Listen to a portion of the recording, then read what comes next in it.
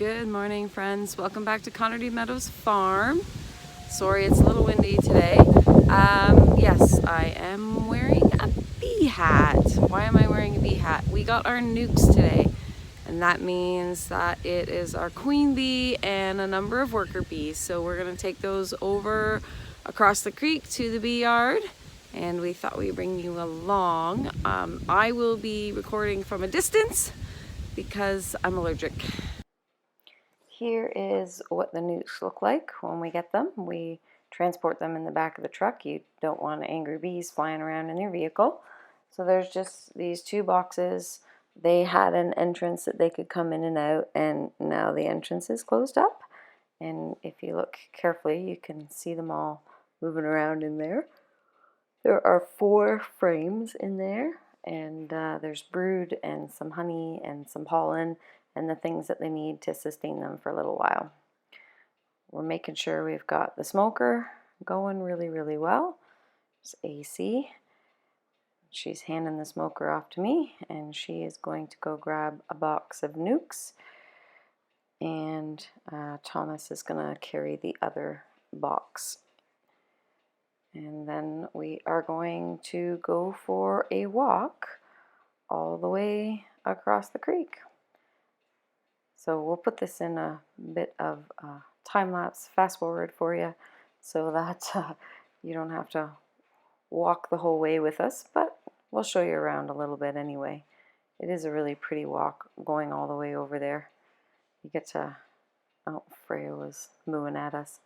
You get to go up over our bridge, and there's our little creek, and through the path. Molly, our dog's coming along, and there's our hayfield. And so as you can see, our bee yard is not close to anyone or homes or anything like that. Not that you can't have them close to homes, it's just we didn't. These are south facing, and these are the ones that we prepared from a previous video, and I can link that below for you. We were going to run 10 frames, we thought, and then we've changed our mind. So we're actually taking 1 extra frame out of each hive so we can run 9 frames instead of 10. And the reason we're doing that is just to give us a little more room to work with in the hive, so you can move the frames around a little bit better and just give them a little bit more room as well. So we take 1 frame that we have prepared out of each of these hives. Thomas is just figuring out which one he wants to take out there. So extra frame, out it goes. And now we will be ready to reorganize them. And then you put the nucs in the middle part, so you can see the empty spots there. Alright, so we got to open up these nuc boxes just using a sharp knife. The nice thing with these nuc boxes, the way they're made, is that you can actually put them up in a tree somewhere, and they are really good swarm catchers. Smoking the bees a bit just to send them back down onto the frames. They don't know where they are, so we don't really want too many of them flying off quite yet. So the one thing about installing nucs is you have to make sure that you install the sides the same way as they come out of the nuc. So the entrance on this particular nuc was to the left, so we have to make sure when you lift out the frame and you put it in the box, they stay to the left, but they also stay in the correct order. So from right to left, you need to keep them in the correct order. So at this point we are just doing a super quick inspection. We are not wanting to mess around with them too long. There is a drone that AC found. It's not a queen. I know it's big, but it is just a drone.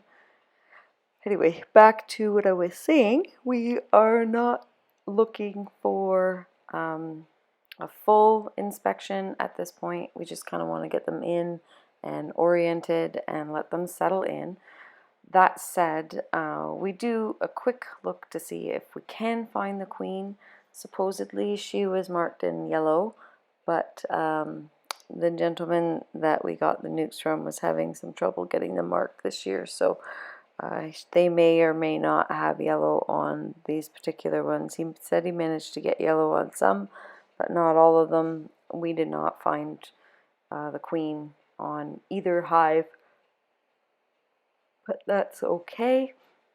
We will do a proper inspection a week after installing them. We do want to give them time to settle in and learn their new homes and get their new flight in. Now we have a deep inner box on the top there. We do have to come back and put the feeder on the top in case they need any sugar water or anything like that, and we definitely need to make sure that they can't build comb up there. That would not be a good thing for them to do. And then we just strap them back down. We leave the box in front of the hive so that they will be able to smell the queen inside, any that are flying around and a little bit lost. Now we're on to the purple one. Again, just gently cutting the tuck tape, and then we can take the tops off and get them in. Smoke them down, hoping that they'll stay on their frames instead of flying around and not know where their homes are. And then we can get them going. Now, we did decide to take the entrance reducers off because I was noticing that in the yellow hive, all the new bees were having a hard time figuring out how to get into that hive. So we took the entrance reducers off for a time. We will put them back on after we see that they are easily going in and out and have figured it out. So the way that Thomas and AC have this figured out is that Thomas's hive is the yellow one and AC's hive is the purple one, and they each kind of look after their own hive and they write down all the things that they're seeing. But with the two hives, then there is a hive for comparison for both of them. Again, they're looking here to see if they can see the queen, but they're also looking at the laying pattern and anything else that might be interesting and take noteworthy. Just slide it in very carefully, space them out, and get ready to put the next little one in. You do want to move slowly. It's not something you do quickly because you don't want to accidentally squish any bees at all if you can at all avoid it. Just having a look. It was tricky. They were really looking for that queen and they didn't have much luck.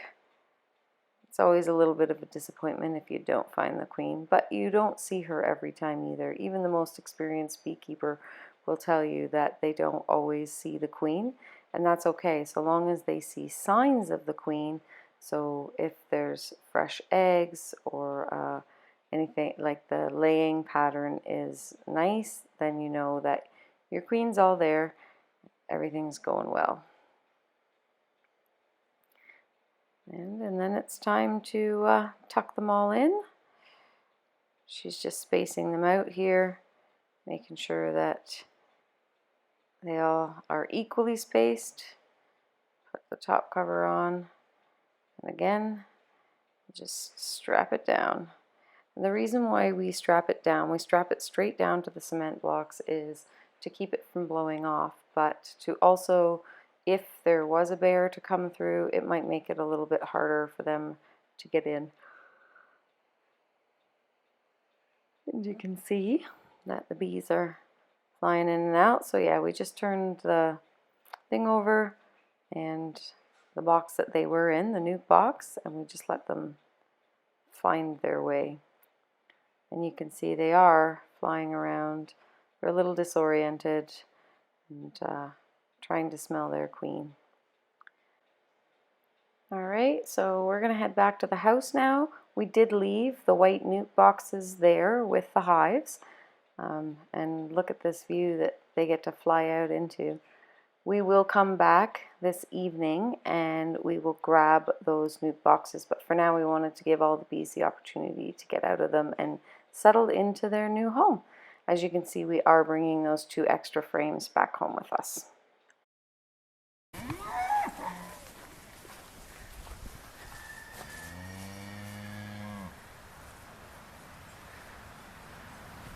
What's the matter, Freya?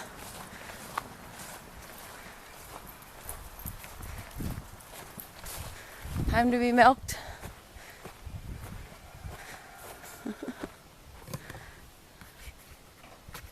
Well, AC, what do you see? Bees. And what are they doing? Buzzing and flying around and coming home for their bed. Yeah, they are actually. So that's good. They're doing what they need to do. I don't know if you guys can see them coming in down there.